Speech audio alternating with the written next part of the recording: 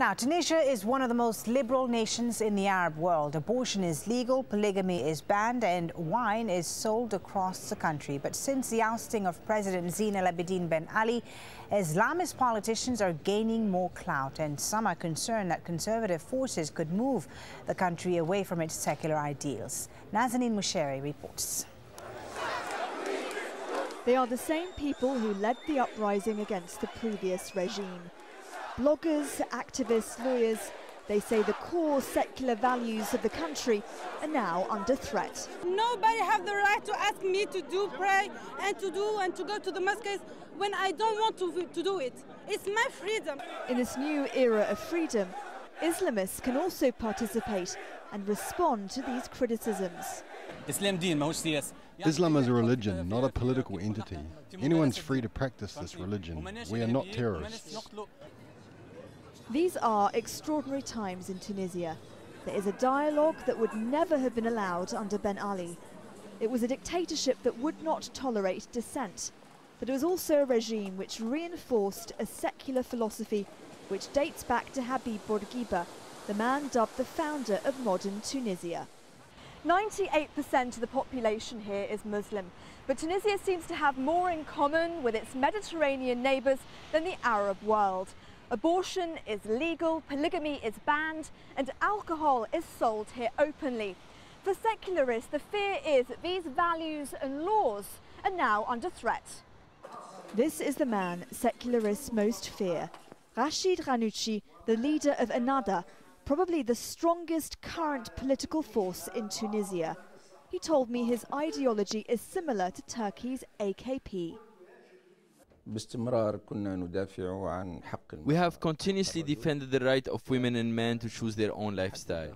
And we are against the imposition of the headscarf in the name of Islam. And we are against the banning of the headscarf in the name of secularism or modernity. One human rights campaigner told me she's worried that once in power, an Islamic party would change direction. There's always a difference between what is said and what is practiced. So for us, vigilance is important. This is our battle.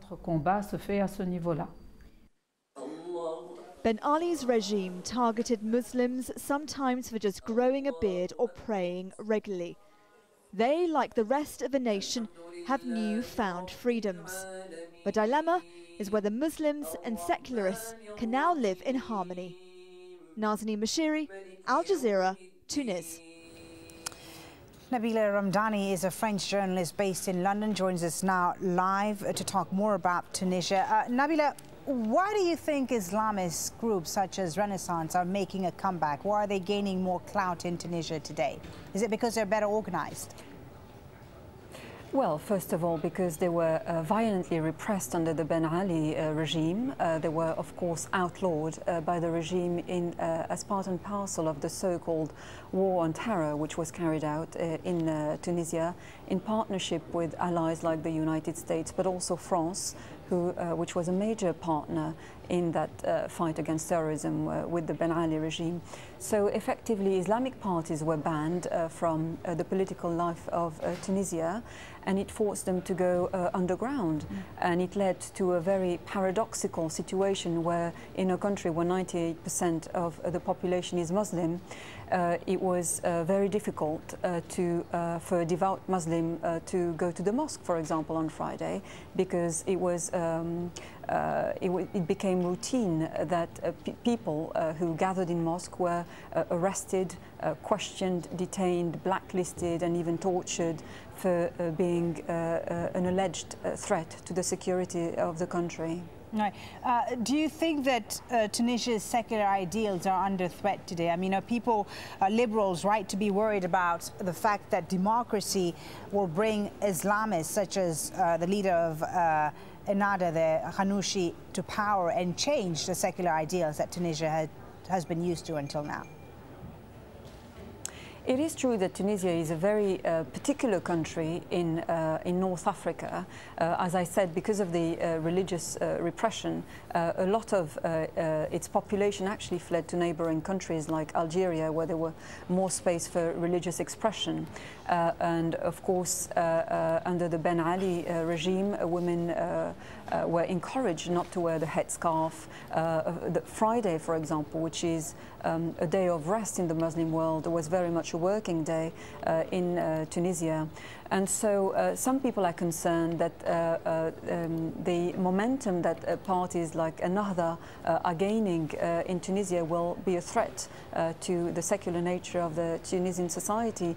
I would argue that Ennahda is very much a mainstream Islamic party, and at the end of the day, even though a recent poll shows that the Tunisians at large are willing to take part in the political life of their country, the immediate concerns have to do with security and indeed jobs. Since the beginning of the uprising, tourist incomes from tourism have dropped by 40%. The unemployment rate, which was 14% before the uprising, has gone up, and people want to return to normalcy, and whichever party will be able to offer a stable, economic, viable solution for the country is likely to win a lot of seats in the elections, which are in fact coming up on the 24th of July, when a new assembly will be elected and a new constitution will be drawn up. Okay, thank you very much, Nabila Ramdani, live there in London. Now, in the wake of